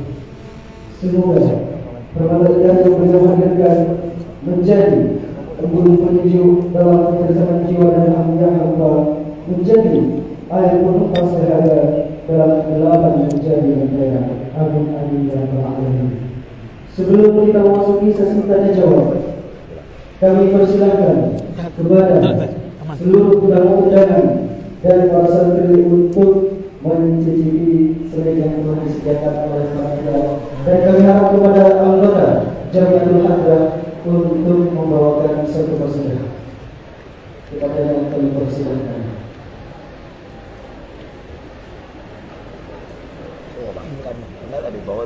Ayo, ayo. Ini ada sendok ya Pak? Sendok apa? Nah itu.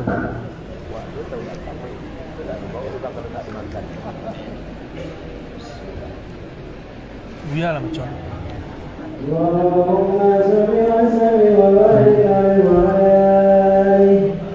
Ya salam.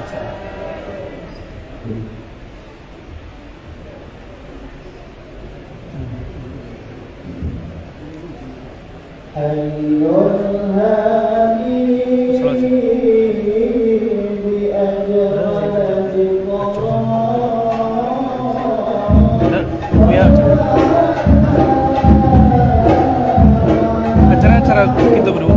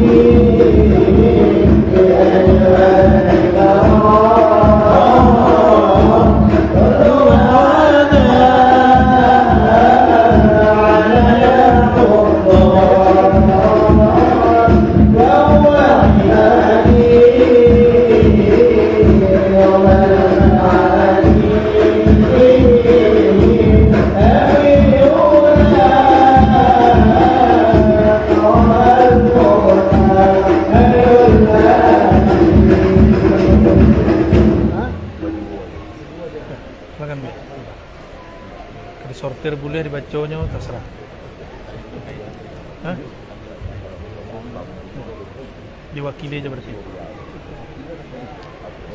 Nah, baik, alhamdulillah sekarang kita akan membacakan pertanyaan dari audiens ya. Baik, yang pertama ini namanya ada pertanyaannya. Yang pertama, amalan apa yang dilakukan agar kita bertemu dengan Nabi Muhammad SAW dalam mimpi? Yang kedua, amalan apa yang kita lakukan untuk mengatasi permasalahan? Nah, saya jawab ya. Itu pertanyaan dunia akhirat. Untuk bermimpi ketemu Rasulullah, mimpi itu dalam ilmu psikologi, dalam ilmu neurologi itu disebut alam bawah sadar. Sadar nggak? Lagi sadar? Sebenarnya setiap kali kita mendengarkan orang bernyanyi, ceramah yang menarik menurut kita, itu kita sudah masuk ke alam bawah sadar, dalam keadaan sadar. Kita sadar tapi masuk ke dalam. Itulah rahasianya. Jangankan bertemu dalam mimpi, dalam jaga pun boleh. Amin. Sallallahu alaihi wasallam. Kalau seseorang mampu mencapai ketenangan seperti tenangnya orang tidur dalam keadaan jaganya, dia akan melihat apa yang dilihat orang dalam mimpi. Orang mencelik tua, mencelik belum. Itu secara ilmiah penjelasan tentang hakikat mimpi. Hadis Nabi Sahih Bukhari, man ra'ani fil manam fasayarani yaqdha. Siapa yang mimpi bertemu aku akan melihatku dalam keadaan jaga. Itu rahasia. Silakan konfirmasi ke ahli neurologis kalau nggak percaya. Ya, ada gelombang-gelombang otak, theta, beta, gamma, macam-macam. Gelombang otak yang tenang itu hanya bisa diperoleh kalau jiwa tenang. Jiwa tenang ala bidzikrillah tatmainnul qulub. Jadi orang-orang yang zikir, qalbunya akan sadar dan masuk ke alam yang sangat tenang seperti orang-orang tidur tenang. Jadi kita kalau gelisah bisa tidur enggak? Maka kalau ada murid ambo sedang zikir jamaah bakaruhnya, ambo galak alhamdulillah, berarti nyo tanangnya berzikir. Itu bukan menghibur diri itu Bu ya, asli itu ya. Dulu 2014 pertama kali kami mentalkin secara terbuka. Apa-apa umur 60 tahun kita mulai talkin afdhalu dzikri la ilaha illallah. Itu ada 40 orang karena acara terbatas waktu itu. Dan ketiganya lah bakaruh la ilaha illallah dan berbunyi. Tapi dikonfirmasi orang, ini enggak merasa lalu, ini merasanya berzikir. Tenang di sampian, ya, ambo acok membuat acara jo, Bang Dik, tahu Bang Dik doang? Bang Dik doang, pertama ditalkin zikir, kita mintanya Bang, ayo zikir setengah jam aja. Setelah saya ditalkin, dia zikir. Allah, Allah, mata dipejam, lidah dikunci. Ada beli mau orang saksi Bang Dik ngorok.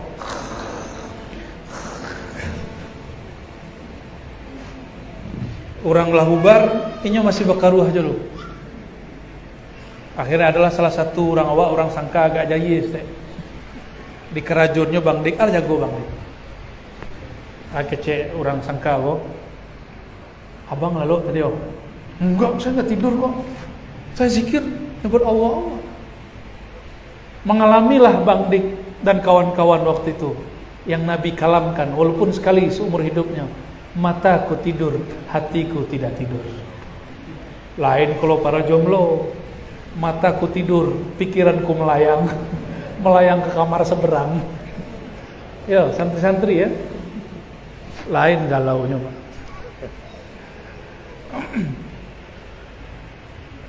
Jadi mimpi ketemu Rasulullah itu ilmiah, bisa dijelaskan secara ilmiah. Dan bertemu dalam keadaan jaga itu pun masuk dalam kaidah ilmiah. Cuma sifatnya subjektif, tergantung orang itu mampukah dia merasakan ketenangan dalam keadaan jaga. Kami ziarahlah ke pendiri Kesultanan Brunei. Bukan mau ceramah, mau ziarah, mau mengunjungi kawan-kawan. Namanya Asy-Syarif Ali. Kami bawalah kawan. Itu kawan gak pernah ziarah, padahal masih zuriat. Gak pernah ziarah ke Asy-Syarif Ali. Kita ajalah zikir, berdiri. Tidak mau kalau ziarah biasanya berdiri, bukan duduk. Kecuali ada isyarat duduk, baru kita duduk. Dalam berdiri itu kita zikir. Ternyata kawan-kawan zuriat Syarif Ali ini hanyut. Seakan-akan mimpi, tapi beliau jaga. Melihat Syarif Ali duduk di depan. Dia sebutkan semua ciri-cirinya. Mungkin itu kejadian. Jadi cara supaya bertemu Rasulullah nggak perlu nunggu mimpi. Merindukan Nabi dalam jaga lebih afdol daripada mimpi Nabi 7 kali. Ya, menyadari cinta kepada Rasulullah dalam keadaan sadar lebih afdol daripada mimpi Nabi 1000 kali.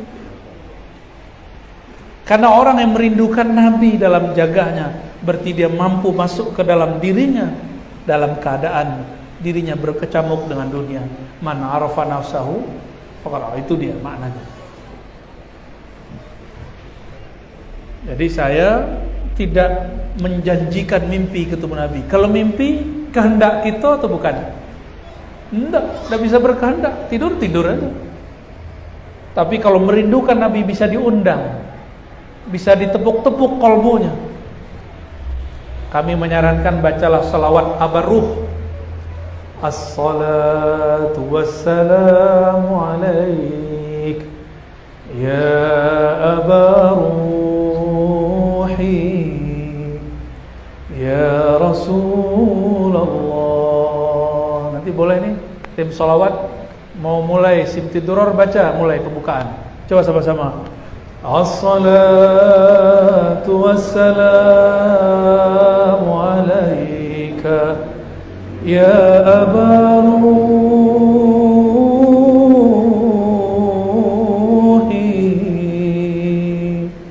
ya Rasulullah.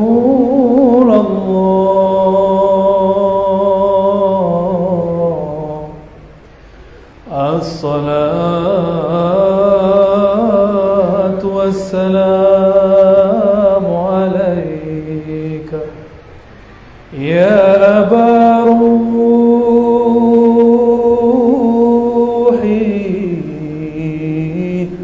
ya Rasulullah. Salam atas engkau wahai ayahanda ruh kami. Itu dibaca berulang-ulang, pakai irama yang kita suka. Orang Sunda pakai irama Sunda, orang Jawa pakai irama Jawa, orang Minang irama Minang, Melayu irama Melayu, orang Batak pakai gaya Batak. Yang penting membuat jiwa kemudian tenang, merindukan Nabi Muhammad SAW. Dalam kerinduan itu muncullah nur Nabi Muhammad SAW. Syukur-syukur Allah kasih pertemuan dengan beliau. Ya. Insya bid'ah enggak sholat begitu? Enggak. Di Simtu Duror di bagian doa khatam ada lafaz Nabi Muhammad disebut Al-Ab Al-Akbar. Al-Ab Al-Akbar. Ketemu enggak?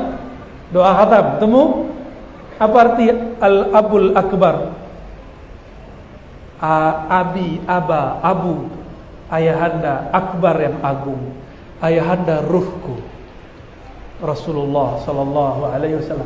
Maka salah satu nama Rasulullah Abur Ruh atau Abul Arwah. bapak ayahanda sekalian ruh. Silakan diamalkan itu berulang-ulang, terutama hari Jumat, malam Jumat. Ya. Kalau kami mulainya kalau lagi mau zikir, jadi murid yang hatinya keras, ilmu kebatinannya banyak, tidak sempat dimandikan, bersihkan pakai sholawat. Istighfar, sholawat. Adakah yang lebih besar daripada sholat Nabi Muhammad sallallahu alaihi wasallam? 1 sholawat 10 keberkahan. Kalau tulus bisa Allah lipat gandakan. Ya, jadi silakan diamalkan. Kita menyebut dengan istilah lain sholawat kerinduan. Ya. Jadi jangan sholawat hanya sebatas mencari pahala, tapi sholawatlah dengan ruh dan jiwa. Dan yang kedua, apa amalan supaya apa?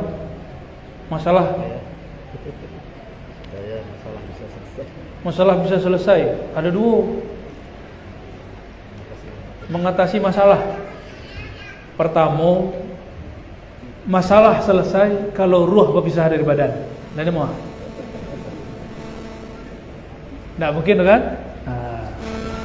Maka yang kedua, Rasulullah setiap kali ada masalah beliau membaca doa, La ilaha illallahul azimul halim, La ilaha illallah rabbul arshil azim, La ilaha illallah rabbus samawati wa rabbul ardi wa rabbul arshil karim. Hadis Bukhari Muslim. Tiada yang berhak disembah, tiadalah yang mencipta aku kecuali Allah, tiada yang mengurus aku kecuali Allah. Rabbul arshil azim, jangankan diriku, aras yang meliputi alam semesta pun itu sanggup dia urus, apalagi cuma urusan kecilku. La ilaha illallah rabbus samawati wal ard, tidak ada yang menciptakan langit dan bumi kecuali Allah. Langit bumi pun Allah urus, apalagi cuma urusan kecilku. La ilaha illallah rabbus samawati wal ardi wal arsyil karim. Ditutup dengan kata karim. Allah itu yang mengatur arasy yang agung, lalu karim. Karim itu pemurah. Maka kita berdoa, ya Allah, dengan kemurahan-Mu mudahkanlah semua urusanku. Jadi doa itu menghilangkan kepanikan. Jangankan urusan yang besar, urusan kita yang besar, yang lebih besar dari urusan ini Allah selesaikan, yaitu langit dan bumi. Apalagi cuma urusan hati, urusan patah hati, urusan rezeki, urusan rumah tangga, urusan bermasyarakat, dicaci maki, dipuji, itu urusan kecil. Ini amalan Nabi Muhammad SAW. Ya, itu ada di istighosah yang diamalkan ulama-ulama Ahlussunnah di Jawa. Ya, coba agak panjang. Nah, silakan diamalkan itu. Ya, tafadhal. Ada lem ya? Pertanyaan selanjutnya yaitu kapan penciptaan Nur Muhammad dan hubungan Nur Muhammad dengan Allah Subhanahu wa Ta'ala? Nur Sayyidina Muhammad SAW diciptakan sebelum aras 4000 tahun cahaya. Disebutkan dalam kitab Al-Imam Syekh Abdul Qadir Jilani Al-Qutub Rabbani berjudul Sirrul Asrar. Sudah ada terjemahannya, silakan dicari. Bahwa nur Nabi Muhammad SAW telah Allah ciptakan 4000 tahun sebelum aras. Maka lebih mulia mana, Nur Muhammad atau aras? Nur Muhammad SAW. Sayyidina Jibril diizinkan untuk menatap cahaya itu setelah dia bersolawat ribuan tahun, baru diizinkan menatap nur. Maka disebutlah solawatnya salawat Jibril. Itu ilham-ilham dari para ulama ya. Sallallahu ala Muhammad.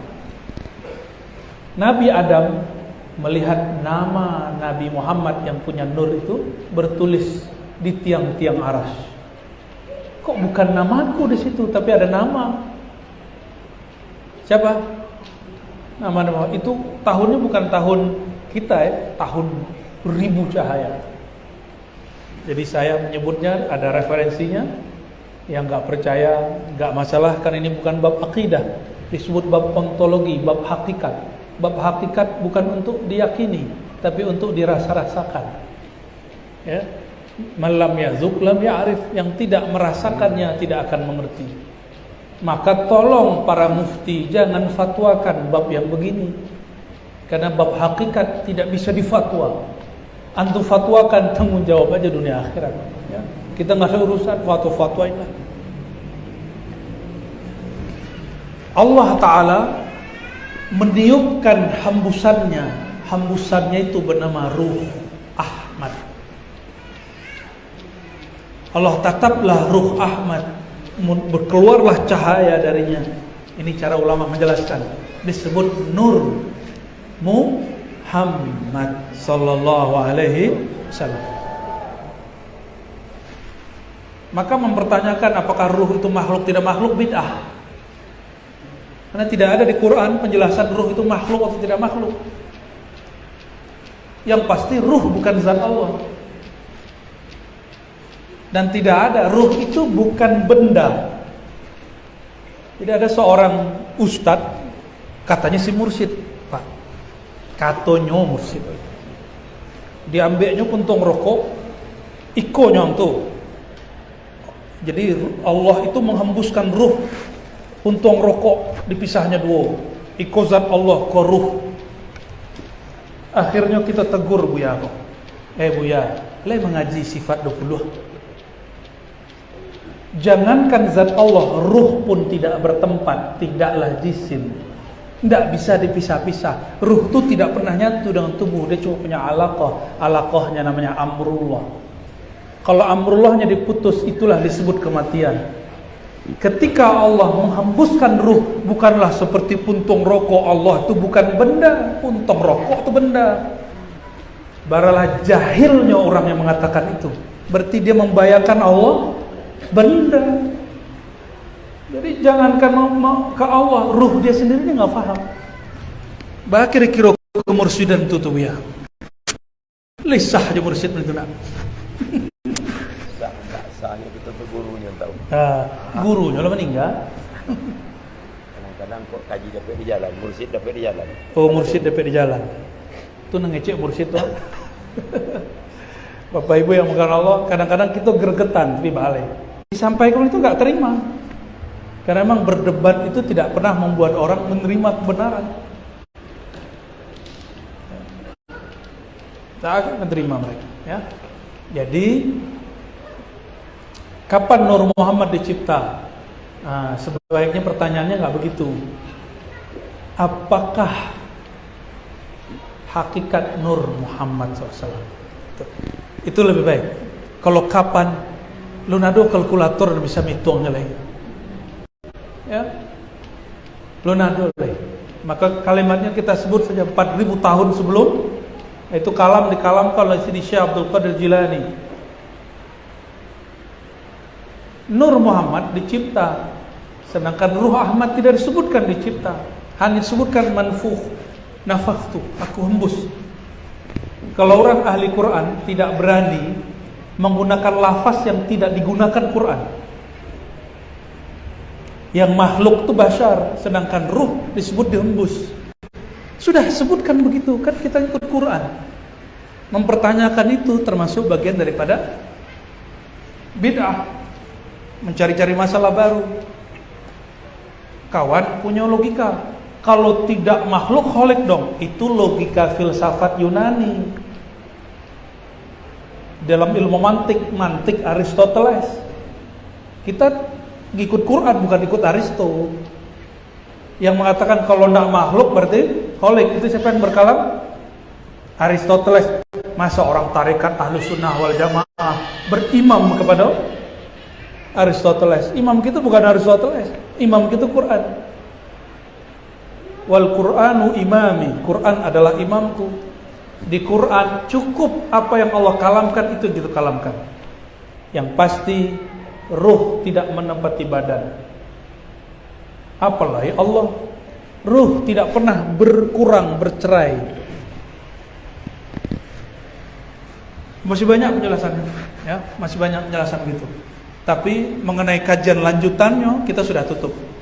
Kajian tentang ruh itu kalau ambo hanya bahas sebatas yang di kitab ini.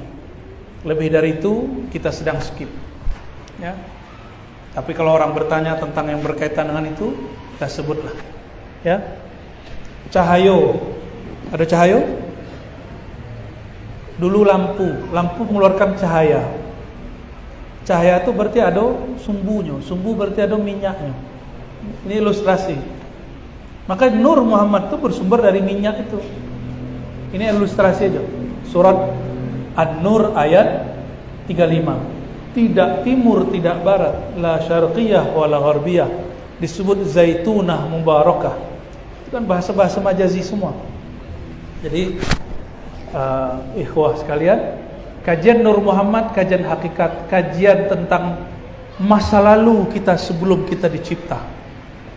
Dan itu membuat kita rindu. Bako ada majelis orang pertemuan reuni ya nak? Karena orang merindukan masa lalu.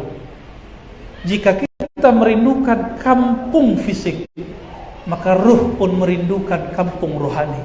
Setiap kali orang menyebutkan kisah Nabi Muhammad SAW, dia sedang merindukan ayahanda rohani. Jika dia membahas Nur Muhammad, dia sedang merindukan kampung cahaya, kampung rohani. Jika dia bicarakan tentang ilmu ruh, walaupun tentang ilmu ruh, wa ma utitum minal ilmi illa qalila, kamu hanya diberi sedikit, tapi sedikitnya Allah banyaklah bagi kita. Ini bukan sedikitnya ambo, sedikitnya Allah. Sedikitnya Allah, banyaknya kita.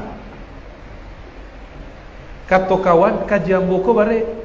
Tapi bagaimana yang mau sampaikan di majelis di YouTube itu baru istilah apa? Cik minyak. Ada istilah itu nak. Itu baru seketek yang kita kemudian pelajari secara rohani. Jadi kajian-kajian ma'rifat, kajian-kajian zikir yang kami sampaikan itu baru setetes dari ilmu Allah yang dititipkan ke dalam diri. Masih banyak, lautan ma'rifat itu luas sekali. Kalau indah dibuka, mati lebih kurang. Jadi ciri-ciri satu ilmu akan hilang. Ilmu itu ditutup. Basurat mati orang nama surat itu mati lo ilmunya. Innallaha yaqbidul ilma la yaqbidul ilma intiza'an. Allah tidak pernah mencabut ilmu itu.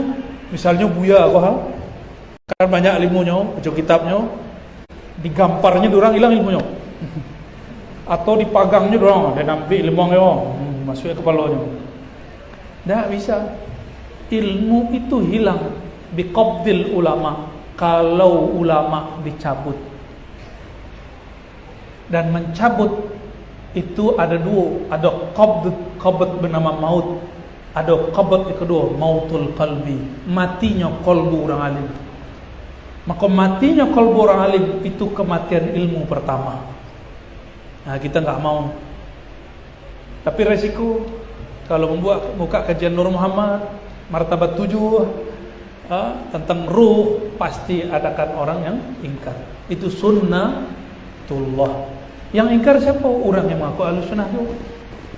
Tapi yang masih ingat kalam guru kami, guru beliau juga, guru kami di Payakumbuh, Abuya Hasan Basri Jalil Datuk Sati. Beliau berguru ke Malalo. Maka nanti selepas dari Siko, Abu mau ziarah insyaallah. Ya. Kata beliau, ambo dulu merasalah paling Ahlussunnah. Adu ahli bid'ah kami debat. Tapi lama-lama lah banyak orang kalah debat, lah takut lah orang jawab. Rasa batuhan tu tak jauh sebut. Sifat 20 hafal, wajib 20, mustahil 20, ya, jaiz je, wajib ke Nabi sekian, mustahil ke Nabi sekian, jaiznya pun je. Tapi rasa batuhan bako nak doju. Lah cari guru macam-macam.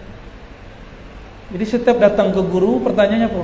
Oh tuan guru, jadi sebenarnya batuhan tu itu pertanyaan tu gawat. Ditantangnya setiap guru dia beliau. Guruku ada yang ngeluarin kitab, ada yang mengajak berdebat. Akhirnya beliau kalau diajak ngeluarin kitab lebih hebat beliau baca kitab daripada guru-guru tu. Kalah orang. Pulang ke rumah, ayahandanya bernama Syekh Jalil An-Naqsyabandi Al-Khalidi. Orang seorang mursyid yo.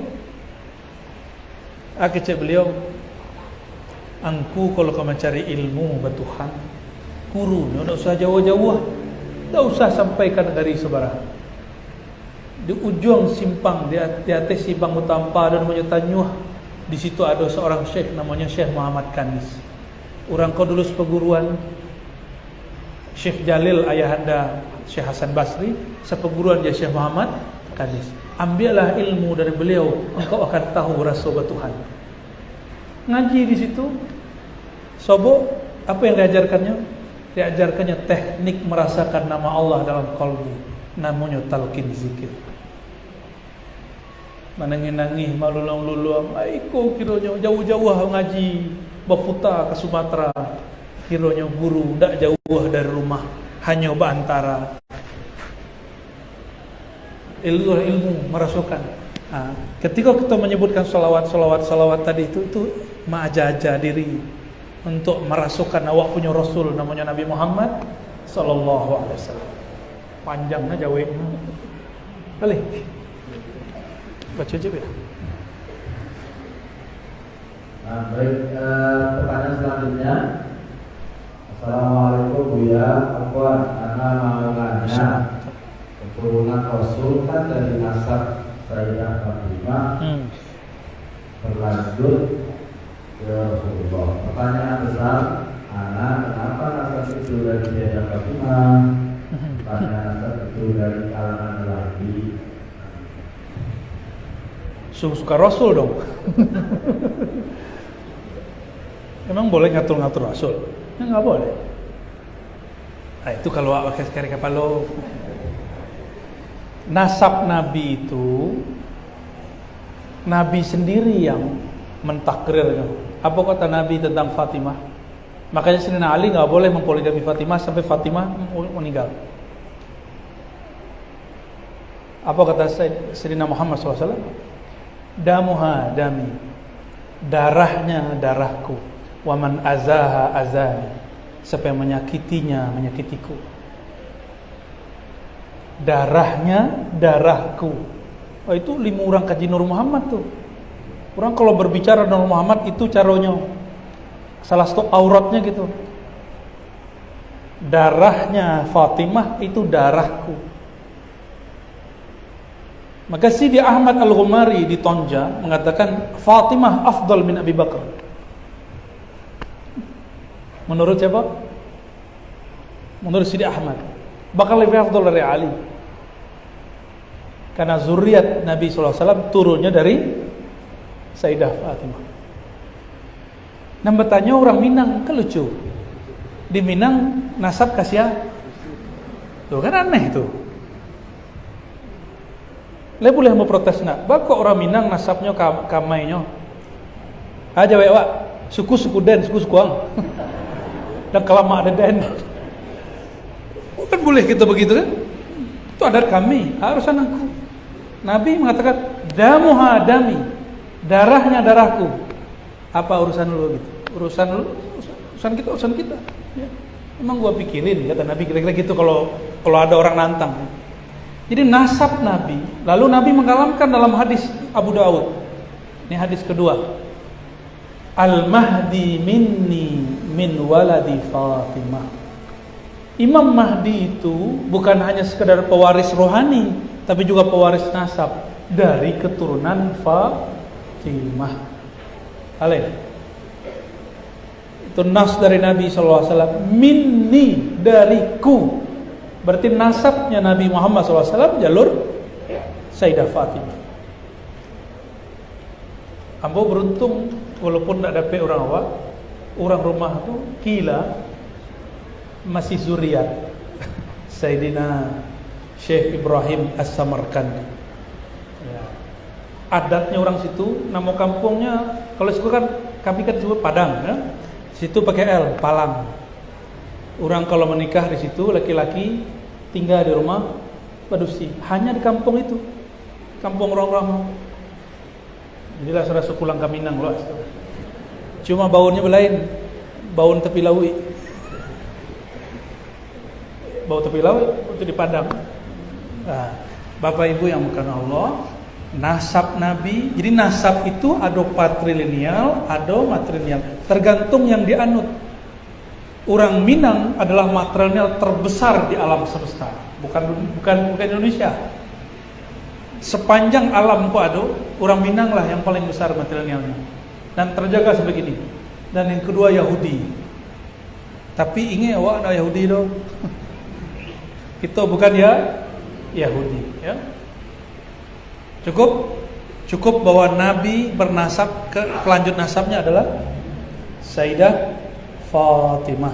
Karena Nabi mengatakan darahnya darahku, maka siapapun zuriat Nabi, di darahnya ada darah Nabi Muhammad sallallahu alaihi wasallam.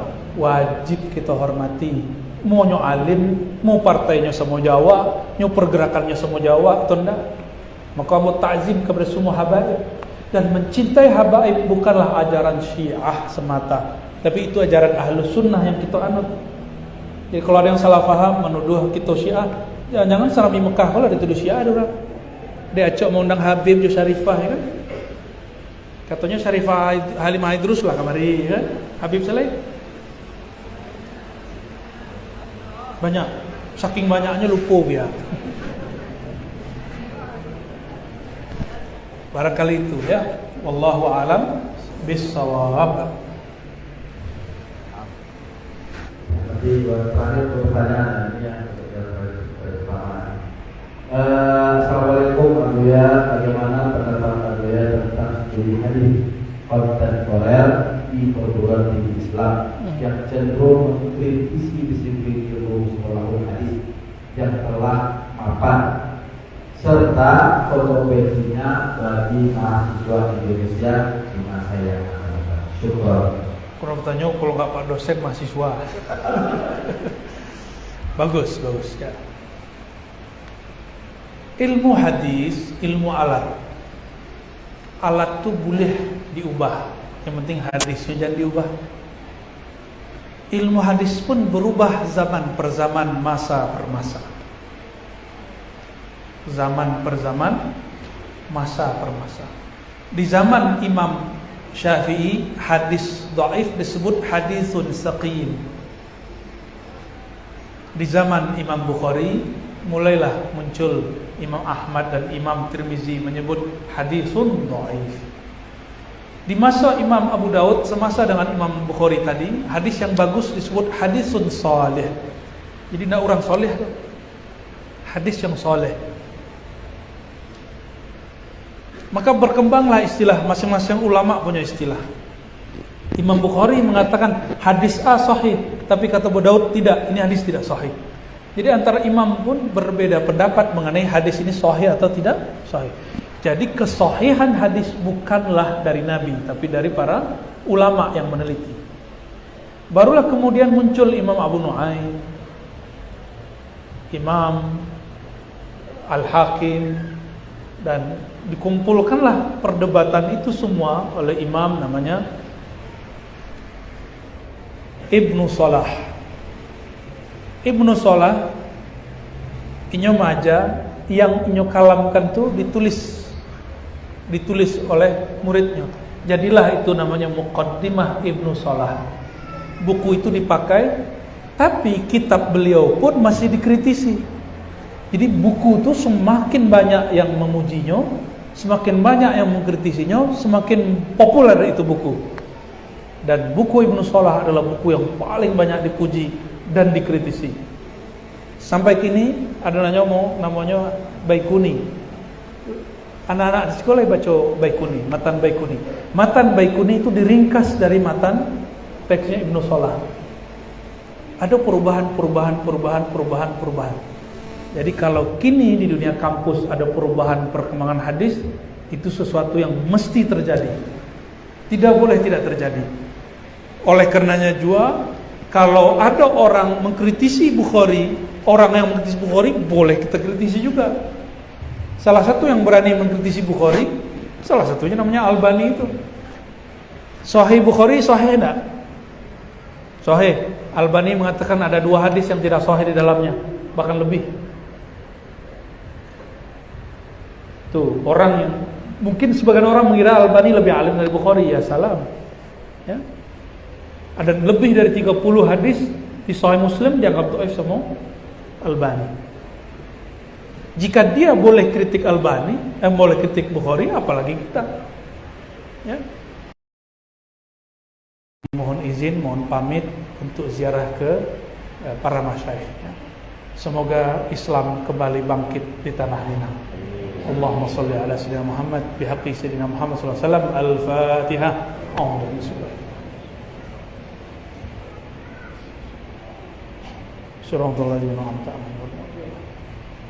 Assalamualaikum warahmatullahi wabarakatuh.